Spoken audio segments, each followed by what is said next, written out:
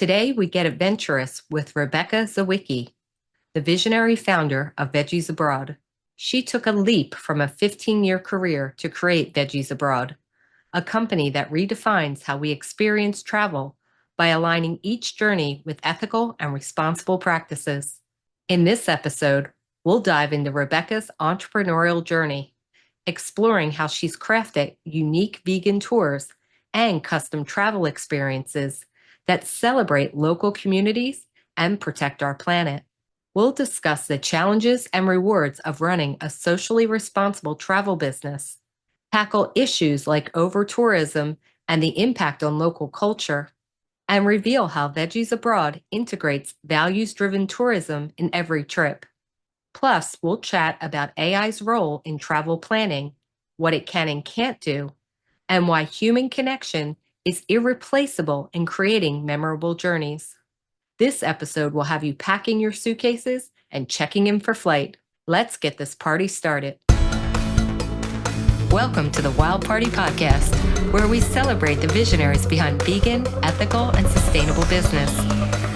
In each episode, we'll dive deep into their journeys, uncovering the why behind their mission-driven business.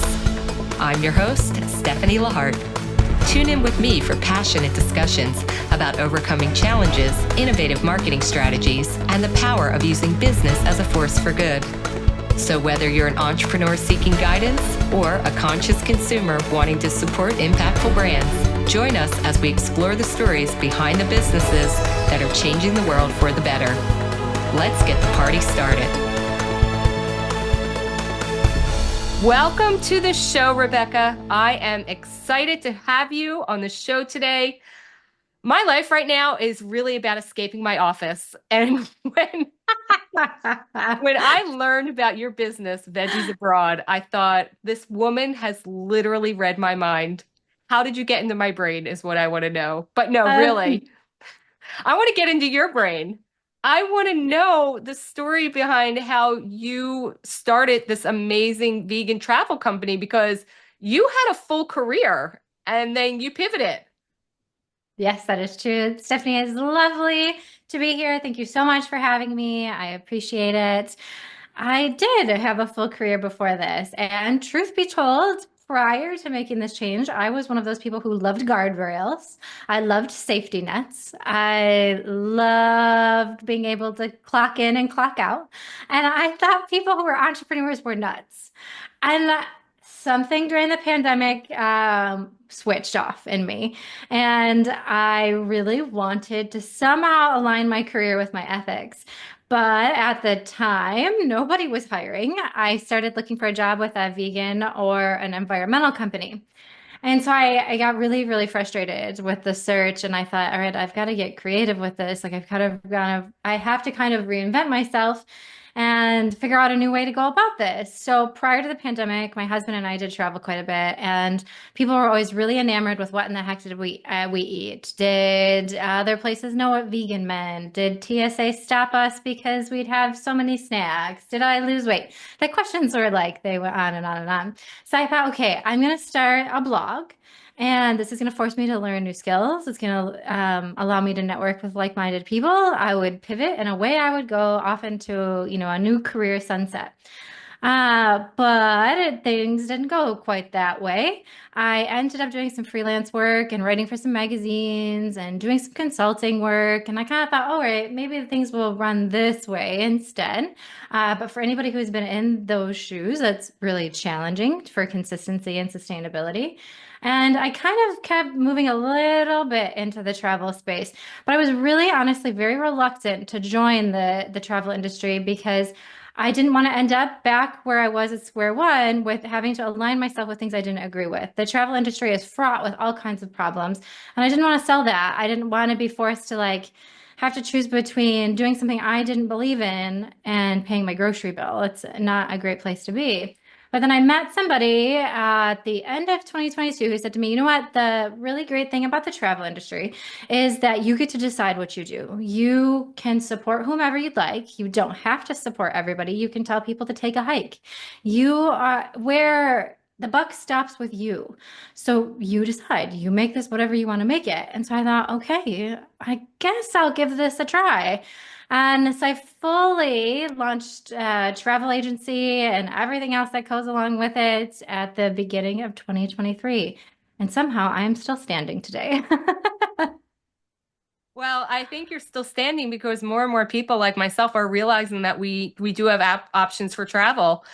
So what you just said actually really resonated with me about, traveling and being like, well, where do I eat? Where do I stay? Because I decided a couple of years ago, 8 years ago now, I think it is, to do a solo trip through Spain by myself. Uh-huh. So it was easy for me to book hotels. I just used, probably basic like hotels.com. But when I got there, it turns out my high school Spanish was not good enough to Oh order no. from the menus. And I really struggled for a month figuring out what I was going to eat because I also learned that in Spain, they really love ham in everything. Yeah, they do. So it was very challenging for me. And it was very funny because I think it was on the last day of my trip. I was speaking to a waitress in a restaurant who actually native English speaker, so I could talk to her. And she was saying to me, oh, she was a vegan too. And she's like, oh, you must have loved traveling through Spain. It's so easy to be vegan here. And I was like, girl, where were you 30 days ago? Because I like Yeah, lost no weight. kidding. So I feel like you could have been my vegan travel agent for that. So, okay. So now we know there are people like you out there, Rebecca. I will not starve if I go to another country. I'm very excited. Yes. But let me just backtrack a second because we did mention your career. What was the career you transitioned from? I worked in fundraising prior to this. I managed corporate fundraising for a very large nonprofit here in the state. Well, that's good to know because that means you were up for challenges because I also had a little experience in Yes. nonprofit world and that's very challenging, but also, Super.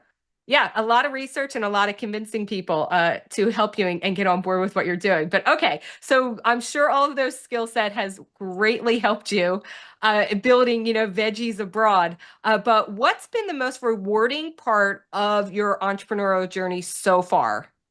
Oh, that's a great question. So I think the most rewarding part, maybe it's like two parts of it. One, on like the individual side, working with someone, getting messages from people that are like, this was the best trip ever. You like made our dreams come true kind of thing. Or like, I know that if I had done this myself, that it wouldn't have been the same. And they're like so thankful for that opportunity and the experience. And that always like makes me feel really good to see that because managing people's expectations about travel and then having them give you their trust to do it for them is sometimes very scary. It's feels sometimes a little bit daunting because you don't want to let them down. And so being able to hear from them that they enjoyed it always really is very rewarding. And then I also, like aside from the vegan side of things, I also focus on sustainability and responsible travel. And so I seek out a lot of places that are trying to promote, better habits that care about the environment. They care about the communities in which that they live and thrive. And so, being able to connect people with those other people who are trying to do good in the world, that really makes my day too, because a lot of them, they're not backed by large investment firms or anything like that. They are individuals who have put their own money into things and they are really trying to make things work. And that, makes my day when I can help them as well. Okay, so I'm really glad that you mentioned the sustainability aspect because that's another thing as I've traveled more through the world that I've become more aware of. And, God bless Instagram, but we do really Oh, feel like Instagram has ruined a lot of places. For me, Machu Picchu was always like a bucket list thing. And now people tell me, don't go there. It's so crowded. They're destroying the environment. They're wrecking, travel there. It's just become kind of a nightmare. And, you look at it from, a person who wants to travel, you're like, oh, well, I want to go there, but am I going to be part of the problem if I go there? So what I've been hearing in the space, and let me know your thoughts on this, is where travel agents like yourself are actually trying to book off routes that'll kind of give you the same experience. So instead of going the direct route to Machu Picchu, it's like, well, there's different areas around there that you could go and have that similar experience that we're looking for without being part of that I guess that overpopulation of the tourist industry. So how do you mitigate that, like giving people the experience they want and also, being, very aware of like, look, these places are overrun. We need to give them time to breathe. Yeah, that is an excellent point. And Instagram absolutely drives me wild because the pictures that you see, Instagram and the internet in general, the pictures that you see have all been highly edited and they're in a certain angle. Like I can go somewhere that's super crowded and find like the one sneaky angle that makes it seem like there's nobody there, but that's not reality. And so people are really bummed out when they go somewhere, they're like, whoa, this is not what I expected. And then, the other part of that, like they don't have a great experience, but then you have to also keep in mind the community that surrounds these places. People have to live in these destinations. Like Venice, for example, is now mostly tourists. The amount of people that actually live there and are Venetians now has dropped under 50,000. And that is a population number that historians think now the culture is going to be lost. And so these are kind of tough conversations that we have to have. And some people are really reluctant to have them because they've always dreamed about going somewhere and they feel like, well, they're going to miss out. But you're right. There are ways in which to go to certain places and maybe have a similar experience, but not go to those exact cities or sites. Like, for instance, in Spain, instead of hitting, Barcelona, which has had a lot of issues recently, there are many lovely places along the coast that features some really great architecture and, Spanish food and all of that, but is not as heavily touristed and is not in such a contentious battle with the community as other places are. That's something like we all have to be very cognizant of as we traipse around is where are we going? What will our impact be while we're there? What are we doing to leave a place maybe a little bit better? How are we working within that community is there? Will our presence be beneficial or is it going to be negative? Because so many places they end up like a Disneyland, and that's really sad. Disneyland is Disneyland, and that's what should remain Disneyland, not people's homes.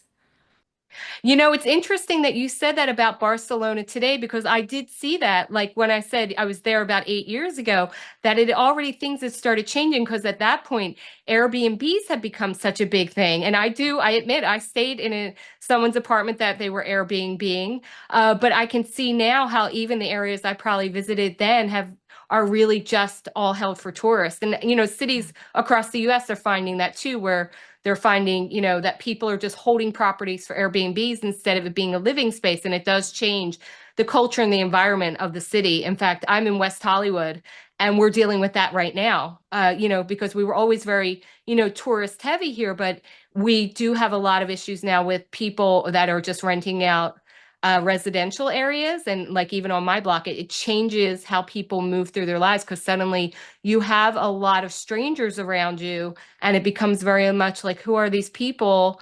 And then they look at you like, who are you? So it Yeah. changes the whole vibe. So Yeah. I can understand how, we're in a space where I think we're all trying to figure it out, but we still want to travel and we would still want to explore the world. And I totally feel that's important, especially for understanding and really accepting how other people live, Yeah, right? absolutely. I Yeah. always tell people like don't forget wherever you're going is somebody's home. So treat it as you would want them to treat your home. So if you're staying in a neighborhood, don't be loud and obnoxious. Say hello to people, like greet them. Act like a normal human being, for God's sakes. I like to say act better than you would at home. That's probably a good bar to say. We're on better behavior when there's strangers around sometimes. But so with that said, then how do you select the partners and destinations to ensure that they are aligning with your sustainability values, and that you're giving travelers the choices that they want? Yeah, sure. So I work with a variety of different types of suppliers. Some that can help book everything, and then down to just like individual hotels and like piecemealing things. Things that I look for, I first and foremost, I look for plant-based options, if it's a hotel. That can be incredibly challenging. And so that list is honestly, it's a little bit small in some places. Some places it's much easier. On the like other supplier front, first, one thing I really like to look for and work with are companies who are certified B Corps. So a certified B Corp is a company that has gone through a really high level of examination. They have to show everything from the gender divide of people that they're hiring, benefits, how they're giving back in the community, how they're mitigating their impact on the environment. I know that by working with a company like that, they're already very conscious of everything that they're selecting. And that gives me some relief that, okay, we're aligning on similar things. I know that you are not choosing to support things maybe that I wouldn't necessarily agree with. And then I'm also looking for places that talk about their community and how are they giving back? How are they involving the community? Like for instance, if you're going on an African safari, are the properties or the tour operators, are they trying to involve the local community there? Because the vast majority of people who live in some of these destinations, and Africa specifically, they've never gone on a safari. They don't know anything about a game drive. They've not gone into places like Kruger National Park. And so are they giving these opportunities to locals so that they can also appreciate them? And by appreciating what they have there, then they are more likely to want to protect them, which then kind of leads into a conversation. Because if you care about something, you're more likely to want to defend it and make sure that it's there for generations to come. Well, absolutely true. So funny, again, you just touched on another place that I did get the chance to visit. I did go on a safari in Kenya, Mhm. um, after Spain, yes, way after Spain. And the place that I did stay, that was part of their whole sustainability thing, where they did not only employ the locals, but the locals were part of the actual experience in creating it. So they felt very That's invested, great. which was wonderful. They Yeah. were working with the Masama, what's the Maasai tribe, right? Masai Mara. Masai Mara, right. And so, they did have that experience. However, what you just said, making sure that they also had the experience to, do the safari is not something I'm aware of that they were doing. So I'm glad that you brought that up, because that's something else that, I think is helpful for people listening to this to also be aware of, like, like you said, are the locals also able to enjoy this experience, or has it been become, such just a tourist destination that they are merely, the backdrop and the workers, and they don't even get to explore and appreciate the natural beauty that is their home. Yeah. And with these conversations, I think moving forward, we can all just, be a little bit more aware, because before it was just very family vacation. We kind of just trumped in there and didn't really Yeah. think of stuff. I mean, I certainly didn't. But tell me Right. then, I know that you've built some partnerships. One that I think I read on your website was Intrepid Travel. Mhm. And so tell me, what do partnerships like that do for your business, and how do they help you out forming partnerships? How does it help you grow your business? Yeah, so I work with Intrepid Travel on all of our small group trips. So aside from working with people one-on-one, I also run small group vegan tours, the different destinations around the world. And so Intrepid Travel is a certified B Corp. They have a very good focus on involving the local community, on mitigating their carbon footprint, of taking people off the beaten path where they can to experience different things, and to ensuring people get to learn about the culture from people who live there and not just what they've seen on Instagram. And so they're kind of my backbone for all of those trips. And so they help with lining up everything from our local guides to our airport transportation and everything in between. So we go back and forth with, finding hotels and negotiating the plant-based options and all of that. And so that being able to have that kind of support is amazing because they've been around for 30 plus years. They're able to get into parts of destinations that I'm not going to be able to do on my own. And they have a much farther reach and support system, which is really fantastic. And it's really important for me with these small group trips that when people go, that they get this experience, that they get this exposure with people who live there, and they understand, like, what is it like to be a woman, to live in a certain part of Asia? What kind of rights do they have? If you're gay, are you able to get legally married? These are all really important conversations to have so that when you come back, you might appreciate the things that you have even more. And they also help to keep more of our dollar in the destination too. A big term that some people may have heard before is leakage. And so that is the amount of money that actually stays in a destination. And this is really challenging in developing countries because these giant resorts, cruise industry is really terrible about this too. They create systems in which communities and locals aren't really profiting from it. Most of it goes back to, foreign companies that are headquartered far, far away. And so on average, only about $5 of every 100 that a tourist spends in, the Caribbean and Mexico is staying in the destination. And so by working with companies that really have that focus on the community and making sure they're front and center, more of your dollar then gets to stay there. Yeah, that's such a good point. You know what? I wasn't aware of that so little was actually staying in the destinations, like you said.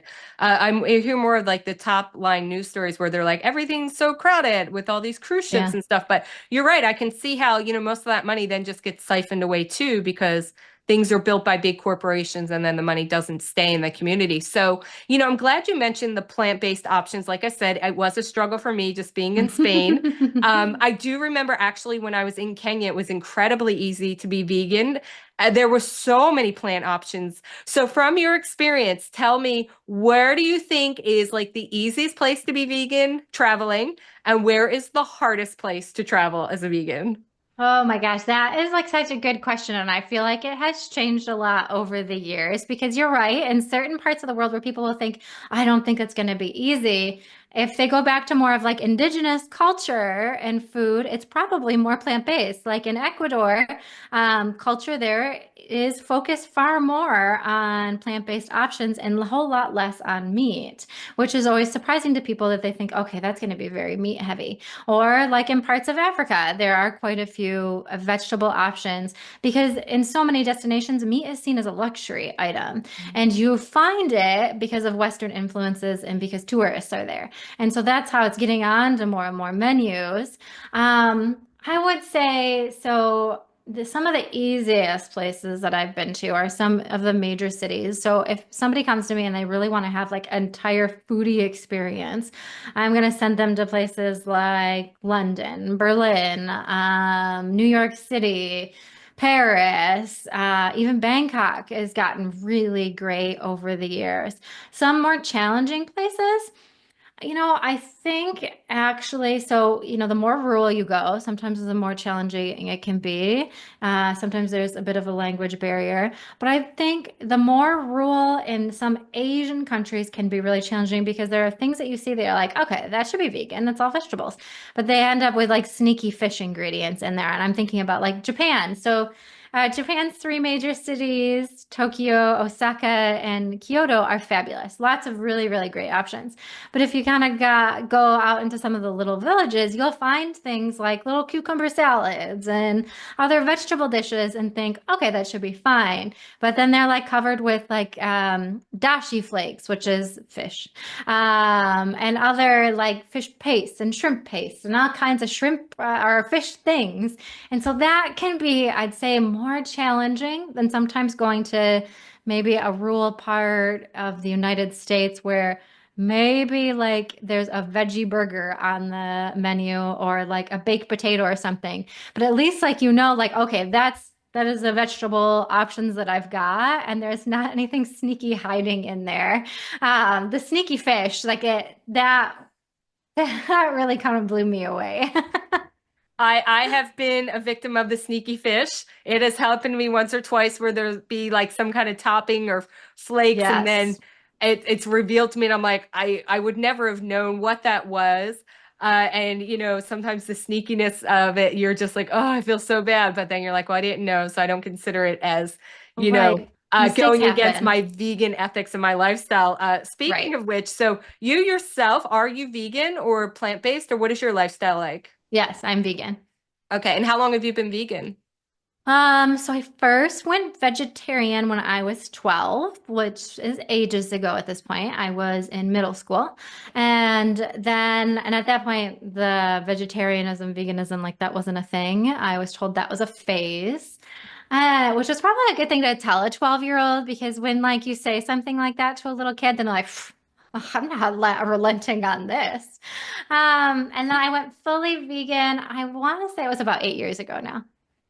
Yeah, flag in the sand. This is where I stand. You told me Yeah, I can't, so I that's had a exactly very right. I had a very similar experience with one of my nieces when she started exploring vegetarianism in high school, and her parents were like, "No," and then it became like a sticking point for her. I don't think she's kept up with it, unfortunately, but Oh, maybe my own personal lifestyle and influences. Like I say, I like to lead by example. yes. I don't tell people they have to, although I am figuring out subversive ways to get everybody on board with veganism, including starting this podcast. Honestly, for me as a marketer, I was like, well, how can I make sure that vegan businesses and sustainable businesses and businesses, what I call in the ethical and compassionate sector, are thriving and really, Yeah. building, customer base and doing well and profitable. I'm like, hey, I will help get the word out. So I found you, I think, on the PETA Business Network. Yeah, I appreciate that so much. It Yes. made my day when your email popped up. Oh, good, good. Yeah. So I'd actually reached out to a few different destinations that were also listed on there. So if you're looking for vegan destinations, I'm telling you, Rebecca, there's like 10 on there right away. You could immediately add to your Interesting. travel plans. And like Huh. three of them I've already talked to on this program. So I'll put you in touch with the owners, but great places. One's down in Costa Rica. There's one right up on the Sonoma coast, and then one in Bali. Oh, And they would all be perfect for you. I think I know probably each of which that you're talking about. Probably, but I'm just saying it has become a great resource for me. So tap into the That's PETA great. Business Network. I find like people like you are very happy to hear from other people that are also into this. Yes. So, okay, let's talk a little bit more about building the business itself because, this podcast is also about giving people the permission to live their dreams and being like, you know what? I don't want to do a 9 to 5. I want to start my own business. I want to do something else. And of course, we know as entrepreneurs, when you go into business as yourself, you don't do 9 to 5, you do 24/7. Yes. But it's a lot more fun. I have to tell you, my life is a lot more fun. I do not stare at fluorescent lighting, and my life I feel like is more fulfilling. And at the end, when I'm laying on my deathbed, I'll be like, I did it all. Like, I'll feel good. So tell me then, what has been your biggest hurdle that you've encountered since launching Veggies Abroad, and how did you overcome that? Oh my biggest hurdle. There have been so many hurdles. To be very fair, and I think about this so often, I talked to quite a few people before I did venture off on my own because it was never anything that I had ever done. I was always employed by someone previous to this. And so, I knew that it was going to be challenging, but to be very honest, I did not know that it would be this challenging. I mean, every day is different. I think some of the biggest hurdles is getting over kind of imposter syndrome, getting over or getting comfortable with the fact that things are always going to change. I told someone recently that kind of the entrepreneurial journey feels like you're swimming in a pool of sharks and you just have to stay very calm and you have to like just keep moving. You got to keep going. You know that one of them might try and take a foot off, but maybe you can dodge it or you might lose that foot. But you're going to have to find a way to keep going. It's definitely not for the faint of heart. And there are definitely days, and I like so when I first started my podcast, I'd kind of had an idea of starting it on this angle of being very honest and transparent about the entrepreneurial journey. But that honesty is really challenging, and I see it's very challenging for a lot of other entrepreneurs as well, because so often that we're told that we have to keep up a face that everything's great all the time. And that when someone asks you, like, how are things? Like, it's great, it's good, like, I'm moving forward. And that is, a challenge in and of itself because things are not always great. There are months when you're going to get paid and there are months when you're not going to get paid. And that's so hard when you come from a background where you got paid every other week and it was never, it was always an expectation. You always had benefits. Those things are really challenging to get over. And, for me, I don't know that I've ever fully gotten over any of it. I think I've just gotten more comfortable with the challenges and knowing that I have to stay on the roller coaster to survive. I guess you get, a stronger stomach, you get a thicker skin. Because, another part of this too is the public facing part of it. Like it's you as the business owner, it's you as the business. And so any type of feedback, whether good or bad, it's going to come directed at you. And trying not to take that personally, whew, that was a rough journey in the very beginning. I remember quite a few tears. And I would say now, like, I've gotten a lot better. I've gotten a lot more comfortable with handling that and separating myself from it.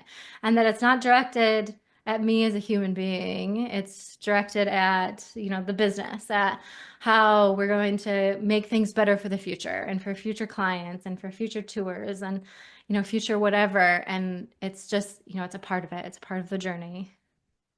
Yeah, well, I'm glad that you mentioned your podcast. Like me, launching a podcast, I think is a brilliant idea for marketing a business. However, it is a lot of work. So tell me, like, what has your approach to marketing your business been like? So obviously you started with a blog. That's a great idea. The SEO builds, but that does take time. So what have you been doing in order to reach your ideal customers and really do some kind of market penetration?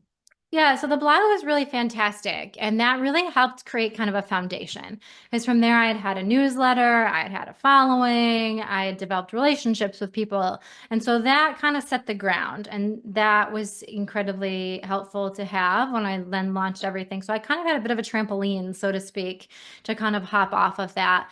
But then in addition to that, I launched the podcast now last. Oh no, I'm sorry. The beginning of this year, the months move or kind of smushed together for me.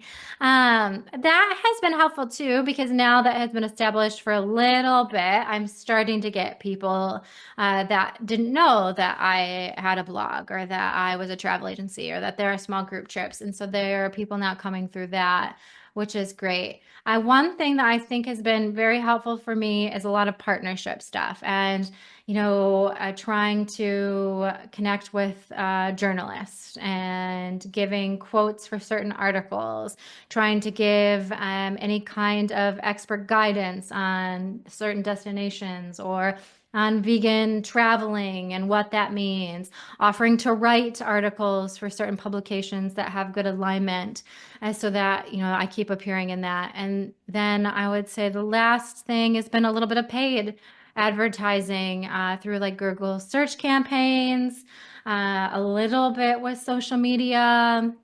I think that's been the main thing. But it's a mixture. People always think that things always come from one area, and it doesn't. It's a mix of things that kind of like all siphon through. But I would say then getting them into my newsletter has been really helpful too, because then you have a captive audience.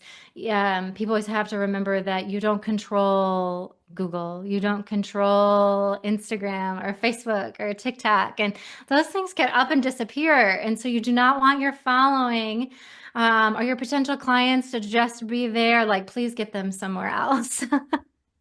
Yeah, you hit it right on the head with the email marketing. I do it myself, through my website as well, always offering some kind of free opt-in in order to get Yes. people on my email list. But you're exactly right. Once you have your email, you at least have that direct communication. I did just hear a story right quite recently, someone who had a very, very popular YouTube channel, over 1 million followers, and the channel got shut down and there's no recourse to figure out why. And I don't really know how much of their business they built out. I'm sure they were smart enough to, I have hope those inroads, but you're so. right. We don't own social media. It is important to do things like, have a website, have places where people can find you. Also Yeah. making sure you're capturing the email through offering stuff like free downloads, like a Yeah. free travel guide, or for me, it's a free social media planner, something of value that people would want to be able to give you their email address for. And then, obviously then keep in touch like through the email chain. Email is still like a number one way to market a business. So I'm really Yeah. glad that you have already figured that out and that you are doing this. I look forward to being on your email so I can live Oh, great. vicariously through you. So let's get into the fun part then. Tell me some about your services and your offerings. Like when I go to Veggies Abroad, what can I expect? And, what are the various services that you offer to people and businesses out there?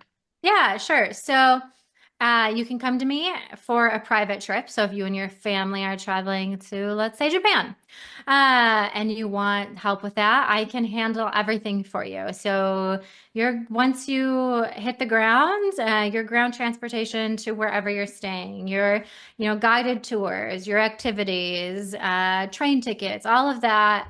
Just like, people always think about traditional travel agents. It's the absolute very same thing, but I just say maybe it's more modernized at this point. So if you're interested, maybe you don't have, a destination in mind and you would like kind of maybe a more group aspect to it, then I would suggest some of our group tours. And so for next year, I have one tour left for this year, which is to Costa Rica in December. But then in 2025, I have a trip still to Iceland. Iceland, I just launched one to Portugal and then Thailand at the end of next year. And I've started already working on 2026 plans as well too. And so I always announce those to the newsletter first, so they always get first dibs on getting into any of those. And then if you're just planning your own trip and you don't want my meddling hands in your journey, you can use the blog. So the blog still exists. The blog still has updated guides and restaurant tips and inspiration, hotels, activities, all kinds of different things. So you could go and find stuff for Tokyo, and find great places to eat and where to stay and all of that. And then the last part of it would be, the podcast. The podcast is a great way to let me slip into your ear and talk about other things that some are adjacent to what I do talk about on the blog, but I go into a little bit more in depth of like some of the sustainability and the eco-friendly things. And a podcast I have coming up is talking about carbon offsets and how, we can be more responsible travelers and, being honest about certain destinations and what things are like. I just had one recently about elephant tourism and, what it really means to be an ethical sanctuary. And so that's also, a great free resource. If you're planning your own trip, you're trying to get some inspiration, or you're walking the dog and you don't want to walk alone. Oh, that's such a sweet way of putting it. If you don't want to walk your dog alone, There you go. listen to I'll my be right there podcast. with you. And your podcast is called Veggies Abroad. Yeah, yeah. Everything's all under the same name. So you stick that in Google and I'll pop up. Well, fantastic. And kudos to you for the SEO. Like I said, as a marketer, I'm always looking at that for businesses. Like, how well did you market and SEO this business? And from what I saw from Veggies Abroad, you are doing it right. Because, like I said, I immediately was reading your blog. I knew about the podcast and I have been listening to it. I was very excited. And I will let everyone know who is listening to this that Rebecca is still writing her own blog. She has not turned it over to AI like you are going to see on some blogs, which are very formulatic at this point, and you can tell it's written. Because I have read quite a few of your postings, and I could see the personalization in them. You share your experiences, you share your feelings, and honestly, in the age of AI, and I've been telling all of my clients this, human interaction will become the selling point of it. It will become the thing that people are willing to pay more, the premium service, because yes, we can throw anything we want through ChatGPT, but could you actually get a one-to-one feeling of someone who was just there? Like, Yeah. I could share my experiences about, what I experienced in Africa or Spain. And, these AIs are not going to be able to tell you what it was like for a single woman who is 5'2" to experience this. It can kind of guess, but I could give them a better light, as you could, Yeah. that was the other thing I want to say about your business is how wonderful that you've built a business where you get to travel, Rebecca, like dream tour. I will say one third point about the AI. Actually, that is a podcast I'm working on for next year because it has come up with people who are like, I could just use ChatGPT to plan my trip. You could, but there are definitely some caveats to that and some potholes along with it. And one of it is that it is not updated. It's pulling information from 2 years ago. So there could be a ton of stuff that doesn't exist anymore. And also there are issues with it. There's actually a term for it, but now I can't remember the term, but it flat out lies. So it Oh, doesn't have an hallucinations. hallucination. Yes. It Hmm. doesn't have an answer for you. So it makes No. one up. That's not great for a trip. And then as to your point, There's no personalization to it. The computer does not know you. It does not know your preferences. It can't tell you about an experience with, a guide and what his family is like and, what their life is like in a certain area. And these are really important things that we can't lose when it comes to the travel experience. Yeah, and let me add one more thing. So when I was going to Spain, and like I said, I did a solo trip by myself, and I really didn't even have an idea of where to start. And this was, like 8 or 9 years ago at this point. I bought one of the Rick Steves travel guides. It was Rick Steves Spain. He's a Yeah. well-known travel Yes. expert. And I looked through, and he had some great maps in the book, just like giving you different routes. Well, you could do this city, this city, this city. And I just really followed one of his routes. And even back in the day, although he is, as far as I know, not a vegetarian or vegan, he had a lot of vegetarian options Hmm. listed. So it made it easier for me. And what I really loved when I went to the restaurant and then I had the meal that he had suggested, I felt like I wasn't alone because I Yeah. knew he had done it already. And it was so weird. And I know it might sound stupid out there to some people, but especially when you're traveling alone, it's nice when you know that another person had that experience. So if you're there alone, you're like, oh, yeah, he was right. And like, I felt like I had a meal with somebody. And Yeah. It's a human connection. it really was. I almost get a tear thinking about it because I just remember this one meal that was so good. And I felt like I was eating, Oh, good. I felt like I was eating with Rick Steves.